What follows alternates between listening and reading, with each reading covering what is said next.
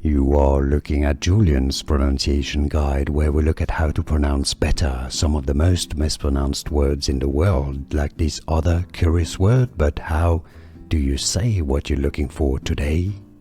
Let's learn once and for all how to pronounce this fascinating, very common Italian word. By the way, if you want to learn more vocabulary from Italian that is confusing, stay tuned. This is a bit of a swear word, pronounced in English, in Italian first, cazzo.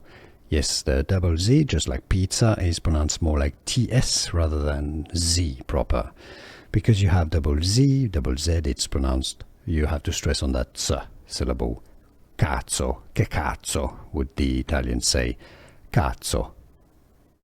How to pronounce Italian, cazzo. In English, cazzo.